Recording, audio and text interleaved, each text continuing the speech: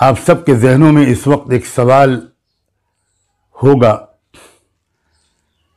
کہ جب کوئی وبا، کوئی بیماری ایک وبائی شکل اختیار کر لے تو اسلام اس صورتحال سے نمٹنے کے سلسلے میں کیا ہدایات دیتا ہے؟ کیونکہ یہ تو آپ جانتے ہی ہیں کہ زندگی کا کوئی گوشہ اور انفرادی اور اجتماعی زندگی کا کوئی پہلو ایسا نہیں ہے جو رحمت دو عالم صلی اللہ علیہ وآلہ وسلم کے ذریعے جس کے بارے میں کوئی واضح رہنمائی ہمیں نہ ملی ہو۔ قرآن مجید اصولی رہنمائیاں دیتا ہے، رحمت دو عالم صلی اللہ علیہ وآلہ وسلم اپنے قول اور اپنے عمل کے ذریعے اس کی پوری وضاحت کرتے ہیں۔ پھر صحابہ کرام اور اللہ کے رسول صلی اللہ علیہ وآلہ وسلم کا ایک ارشاد ان دنوں میں آپ میں سے بہت سے لوگوں نے بار بار سنا ہوگا۔ آپ نے ارشاد فرمایا، اذا سمعتم الطاعون بأرض فلا تدخلوها وإذا وقع بأرض وأنتم فيها فلا تخرجوا منها۔ صحیح بخاری اور صحیح مسلم دونوں نے اس کو نہایت پختہ سندوں کے ساتھ روایت کیا ہے۔ آپ کے اس ارشاد کا مفہوم یہ ہے کہ اگر کسی سرزمین میں طاعون پھیلنے کے بارے میں تم کو خبر ملے تو تم اس جگہ، اس مقام پر مت جانا، اور اگر تم وہیں رہتے ہو، وبا ایسی جگہ پھیلے تم جہاں مقیم ہو تو تم وہاں سے باہر مت نکلنا۔ یہی تو ہے آئسولیشن، یہی تو ہے قرنطینہ۔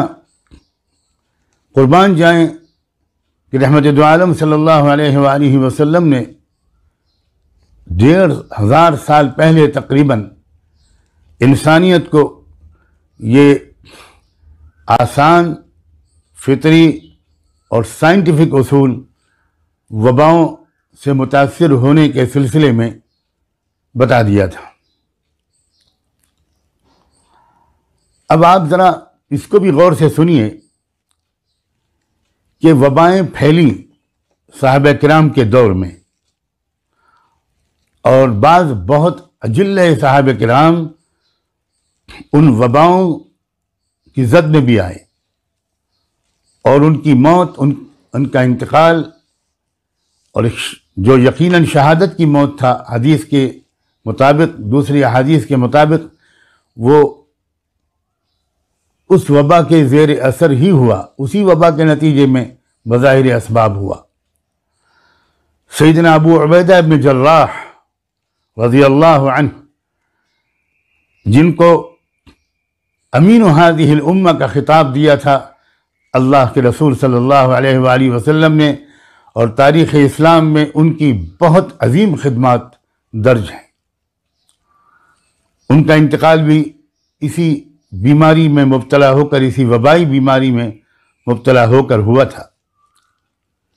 سیدنا معاذ بن جبل رضی اللہ عنہ، جن کو اللہ کے رسول نے وہ خطاب دیا تھا کہ یہ میرا ساتھی اللہ کے رسول کا رسول ہے، جب ان کو یمن کی طرف بھیجا جا رہا تھا اہل یمن کی رہنمائی اور رہبری کے لیے، تو اس وقت اللہ کے رسول نے ان سے کچھ سوالات کیے تھے، اور فقہ رسول اللہ، اے اللہ آپ کی تمام تعریف ہے کہ آپ نے اپنے رسول کے رسول کو دین کی گہری سمجھ عطا کر دی۔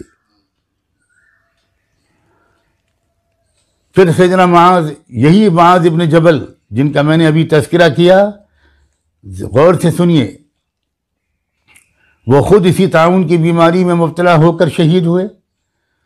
ان کے اہلیہ مکرمہ اور ان کے 2 صاحبزادے وہ بھی اسی بیماری میں مبتلا ہو کر شہید ہوئے، اور تاریخ کی کتابیں بتاتی ہیں کہ تقریباً 25,000 افراد اس وبا کا شکار ہوئے تھے اس وقت جن میں صحابہ کرام بھی تھے اور تابعین بھی تھے۔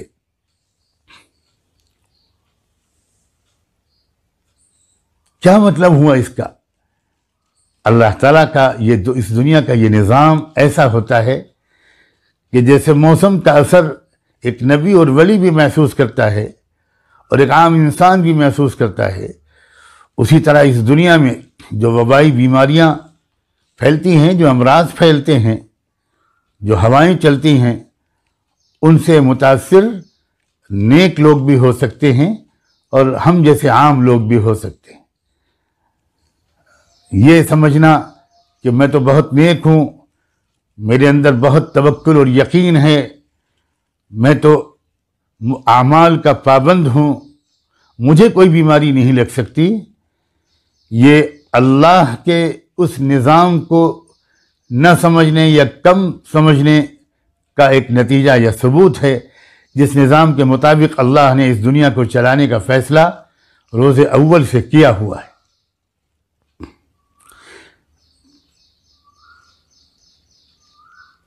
اس کے بعد آپ ذرا اور آگے بڑھیے، ان صحابہ کرام کے بعد، یعنی سیدنا ابو عبیدہ کے بعد، اس سیدنا معاذ ابن جبل کے بعد، اس کے بعد ملک شام کی جو قیادت آئی وہ سیدنا عمرو ابن عاص رضی اللہ عنہ کے ہاتھ میں آئی۔ چنانچہ انہوں نے اس وبائی بیماری سے بچنے کے لیے پوری ملت اسلامیہ کو اور اس علاقے کے باشندوں کو خاص طور پر جو ہدایت دی اسے ذرا غور سے سنیے، میں ایک سے زیادہ مرتبہ اس کو دہراؤں گا۔ انہوں نے ارشاد فرمایا، الوباء کالنار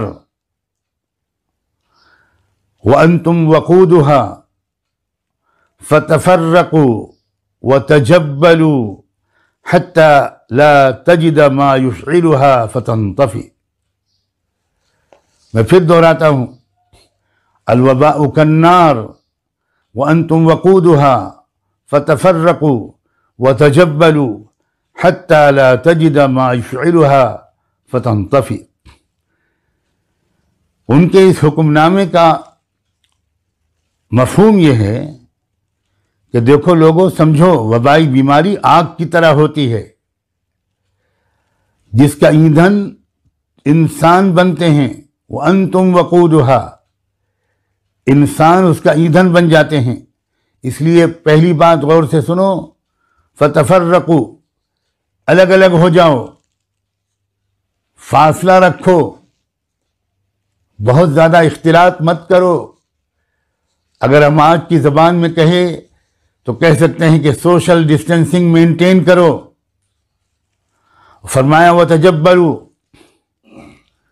یعنی پہاڑوں پر جا کر بس جاؤ۔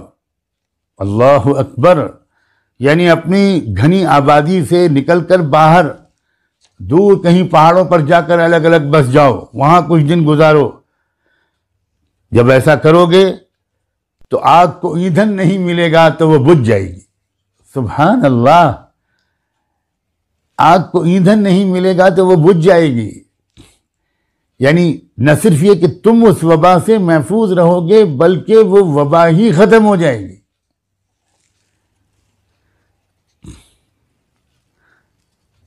تاریخ اسلامی کے بہت عظیم اور متفق علیہ محدث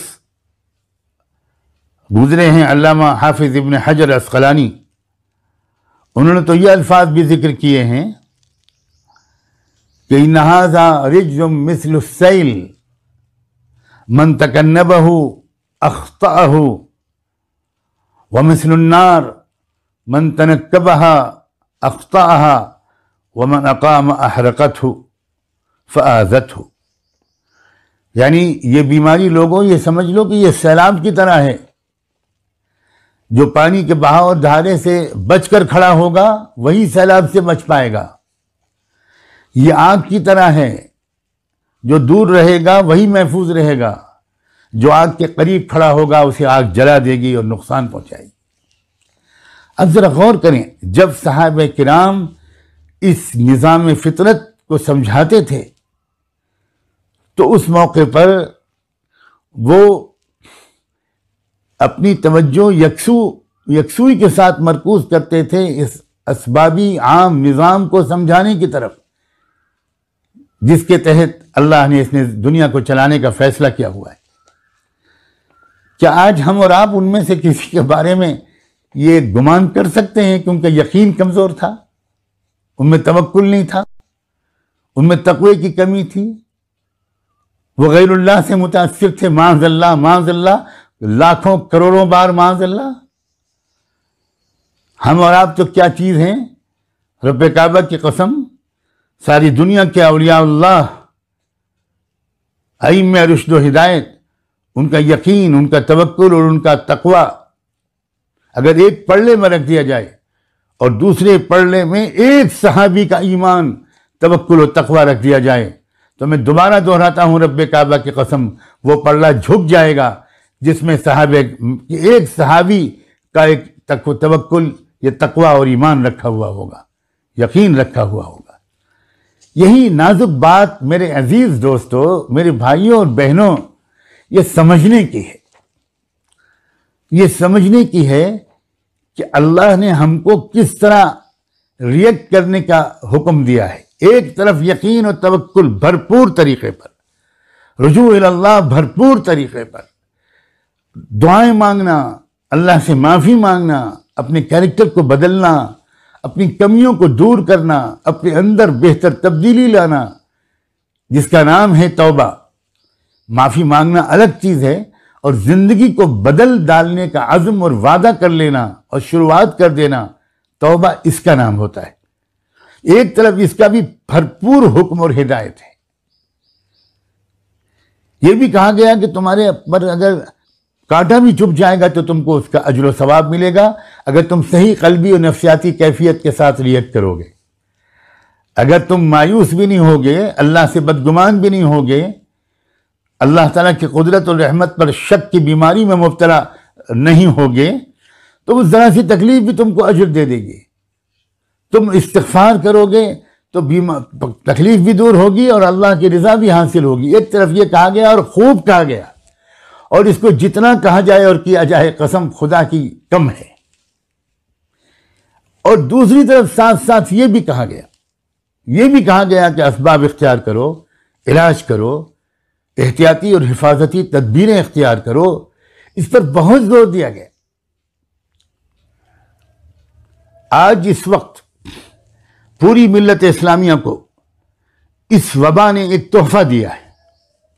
آپ میرے لفظوں پر شاید حیران ہوں گے، لیکن جب تشریح سنیں گے تو آپ کو یقین آئے گا کہ واقعی کہنے والے نے یہ صحیح کہا کہ یہ تحفہ ہے۔ وہ تحفہ کیا ہے؟ ایک اچھی، صحیح، مکمل اور جامع تربیت کی ضرورت کا احساس، یہ تحفہ ہے۔ کیونکہ اس تجربے نے ملت اسلامیہ کے دو طبقات ہمارے سامنے کھڑے کیے ہیں، اور یقیناً وہ دونوں ہمارے عزیز ہیں، دونوں ہمارے وجود کا حصہ ہیں۔ ایک طبقہ وہ ہے ہمارے انٹلیکچوئلز کا، دانشوروں کا، ایجوکیٹڈ کلاس کا، ڈاکٹرز کا،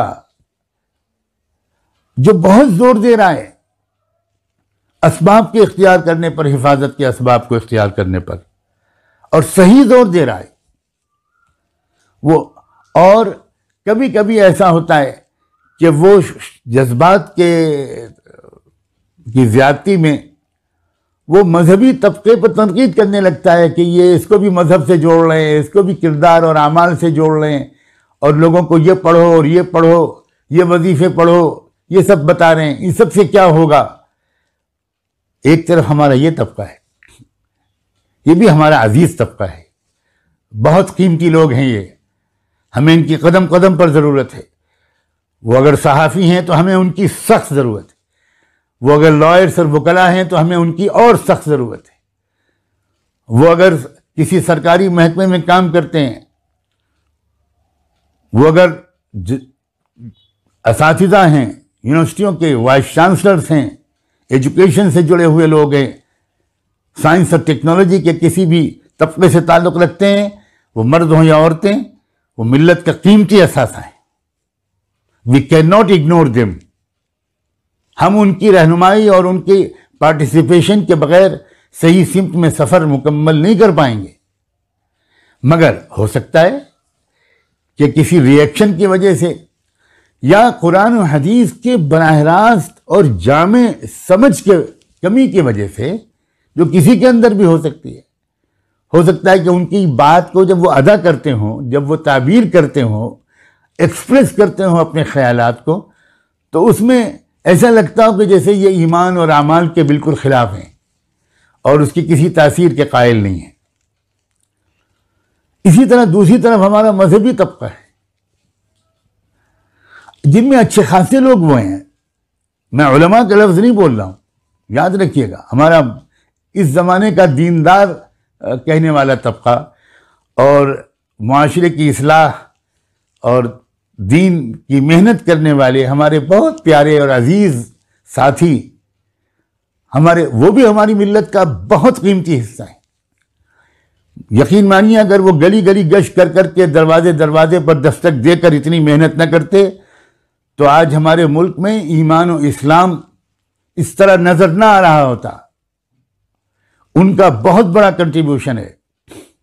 وہ کسی بھی جماعت کے نام سے جانے جاتے ہوں، ان کا مرکز شمالی ہندوستان میں ہو یا جنوبی ہندوستان میں ہو یا دنیا کے کسی کونے میں ہو، وہ بھی ہمارا بہت قیمتی حصہ ہے ملت کا. ہاں، یہ موقع ایسا آیا کہ اب ان کو بھی انشاءاللہ محسوس ہوگا، اور خدا کرے کہ محسوس ہو. ہماری دلی دعا ہے، محبت بھری دعا ہے، عاجزانہ دعا ہے، مخلصانہ تمنا ہے کہ وہ ذرا سا یہ محسوس کریں کہ کہیں ان سے بھی اسلام کے اس جامع فہم میں کچھ کمی تو نہیں رہ گئی، اور کہیں ان کی وجہ سے جو اسلام کی سمجھ امت کے اچھے خاصے طبقے میں پھیلی اور پھیل رہی ہے، اس میں کسی ایک پہلو کی کوئی کمی تو نہیں رہ گئی. ایسا تو نہیں ہو رہا کہ وہ جس طرح وہ اللہ پر یقین، اللہ کی قدرت کو سمجھاتے ہیں اور ایمان کی اور نیک اعمال کی تاثیر کو سمجھاتے ہیں، تو ہو سکتا ہے ان کا اپنا ارادہ ایسا نہ ہوتا ہو، لیکن سننے والوں کو ان کے انداز تفہیم سے کچھ ایسا لگتا ہو کہ جیسے ہم کو اسباب اختیار کرنے کی کوئی ضرورت نہیں ہے. ہمیں تو بس اللہ کے یقین پر یقین کرنا چاہیے، ہمیں تو مسجدوں کو آباد کرنا چاہیے، ہمیں تو بالکل کسی کی بات نہیں ماننی چاہیے، نہ حکومت کی نہ ڈاکٹروں کی. یہ موقع ایسا آیا ہے، میں بہت محبت کے ساتھ یہ کہنا چاہتا ہوں، یہ موقع ایسا ہے کہ ایسے تمام حضرات، وہ چاہے رہبروں کی صف میں شامل ہوں، چاہے رہبروں کی تابعداری کرنے والے لاکھوں کروڑوں بھائیوں اور بہنوں کی شکل میں پورے ملک میں اور عالم میں پھیلے ہوئے ہوں، میں ان کی سب سے یہ کہنا چاہتا ہوں کہ یہ موقع آیا ہے کہ تھوڑا سا غور کر لیجئے کہ ہم سے اللہ اور رسول کی منشا کے سمجھنے میں، اسلام کی تعلیمات کے سمجھنے میں اور اس کے ایک پہلو کے سمجھنے میں کچھ کوتاہی ہوئی ہے، اور شاید اچھے خاصی کوتاہی ہوئی، اور اس کا ایک فطری سا نتیجہ اس وقت نکل رہا ہے. ذرا غور کیجئے، سیدنا عمرو بن عاص اپنی امت کو ہدایت دے رہے ہیں، اور کیا کہہ رہے ہیں؟ وبائی شکل میں ایک دوسرے کے ساتھ نہ رہو، الگ الگ ہو جاؤ. کتنا سائنٹیفک دین و شریعت ہے اسلام، قربان جائیں. سوشل ڈسٹینسنگ مینٹین کرو. میں پورے بھروسے کے ساتھ تفرقو کا ترجمہ کر رہا ہوں، الگ الگ ہو جاؤ. یہاں تک کہ وہ فرما رہے ہیں کہ تم اپنے گھروں میں رہتے ہوئے اگر آئسولیشن نہیں کر سکتے، الگ الگ نہیں ہو سکتے، تو پہاڑوں پہ جاؤ. ظاہر ہے کہ گھنی آبادی میں وبائیں پھیلتی ہیں، اور جو پہاڑ پہ چلے جاؤ، دور دور بکھرے ہوئے رہو، خیمے لگا لو، پہاڑ پہ رہو، تو وہاں کی کھلی فضا میں سائنسداں یہ بتاتے ہیں کہ وہ جراثیم مؤثر نہیں رہ جاتے. اور آج کل بھی ہم لوگ برابر سن رہے ہیں کہ کمرے میں بند تو رہیے مگر کھڑکی اور دروازے کھلے رکھیے، کھلی ہوا آنے دیجیے. قربان جائیں، اس نبی امی رحمت دو عالم آقا نامدار محسن انسانیت صلی اللہ علیہ وآلہ وسلم کی اس رہنمائی پر جو کس قدر ریشنل، کس قدر لاجیکل، کس قدر سائنٹیفک بھی تھی. جو ہمارے حضرات یہ کہتے ہیں کہ مذہب اور سائنس دو بالکل الگ الگ چیزیں ہیں. میں دوسرے مذاہب کے بارے میں کوئی تبصرہ کرنے کا حق بھی نہیں رکھتا، اور میں نہیں اس وقت اس کو چھیڑتا. میں گفتگو کو مرکوز رکھنا چاہتا ہوں، اصل فوکس رکھنا چاہتا ہوں اصل موضوع پر. جو حضرات یہ کہتے ہیں کہ مذہب اور سائنس دو بالکل متضاد چیزیں ہیں، ان میں کبھی ملاپ نہیں ہو سکتا، اسلام کے بارے میں تو یہ بات ایبسلیوٹلی غلط ہے. لیٹ می سے with clearest of the words, بالکل صاف لفظوں میں، یہ اس وقت موضوع نہیں ہے کہ میں اس پر کوئی گفتگو کروں. اسلام کا کوئی حکم ایسا نہیں ہے جو فطری اصولوں اور سائنٹیفک اصولوں پر مبنی نہ ہو. اور یہ بھی اسلام کے قیامت تک کی ایک رہنمائی کے ہونے پر قطعی دلیل ہے.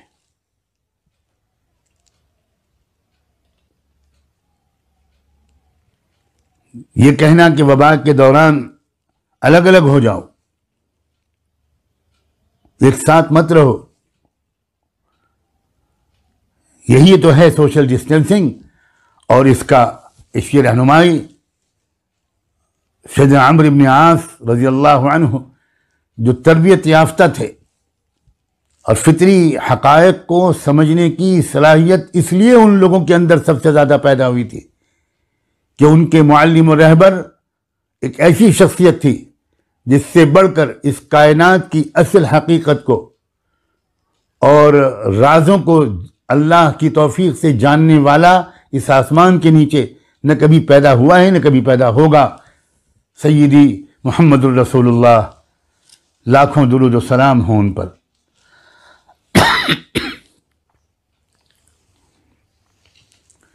کیا مثالیں دے کر سمجھایا ہے. کہا ہے یہ وبا آگ کی طرح ہوتی ہے، قریب رہو گے تو جل جاؤ گے، اسے دور ہٹو. پھر میرے دوستو اس موقع پر انہوں نے یہ نہیں کہا کہ آگ نہیں جلاتی، اللہ کا حکم جلاتا ہے. انہوں نے نہیں کہا اس موقع پر کہ چھری کاٹتی ہوتی تو اسماعیل کی گردن کٹ جاتی علیہ الصلوۃ والسلام.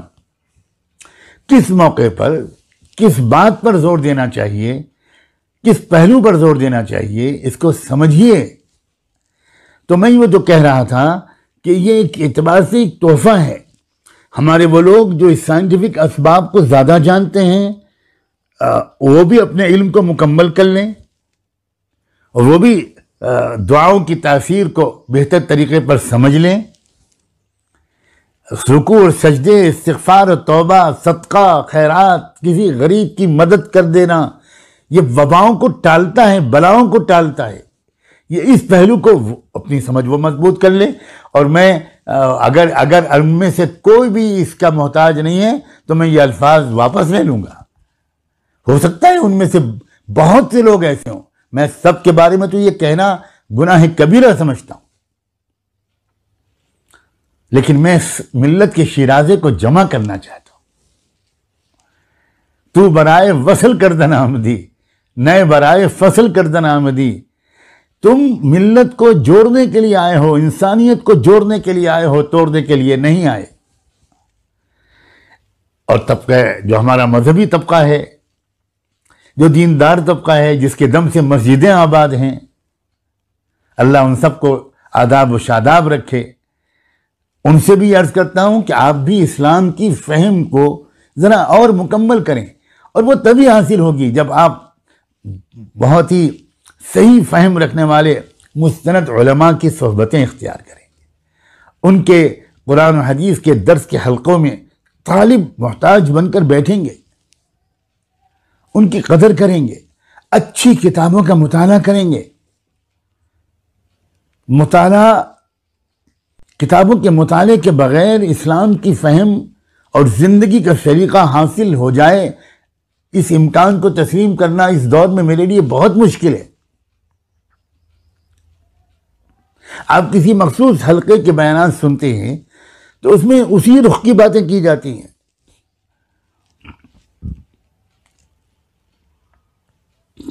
اور وہاں مقصد ہوتا ہے ان بیانات کا، یا کم سے کم ہونا چاہیے کہ آپ کے اندر دین کی صحیح فہم حاصل کرنے کا شوق آ جائے۔ وہاں یہ دعویٰ نہیں کیا جاتا اور نہیں کیا جانا چاہیے کہ بس یہیں سے سب کا آپ کو مکمل دین ملے گا۔ میں بار بار عرض کرتا رہا ہوں پچھلے 40-50 سال میں کہ دین کی محنت الگ چیز ہے اور دین الگ چیز ہے۔ دین کی محنت کا مقصد ہوتا ہے دین کو سیکھنے اور عمل کرنے کی طلب کا پیدا ہو جانا۔ پورا دین کی محنت کے ذریعے کبھی نہیں آ سکتا، لیکن دین کی سمجھ حاصل ہوگی علم سے، صحبت علماء سے، کتابوں کے مطالعے سے۔ تو اس جانب بھی ذرا توجہ بڑھائیں۔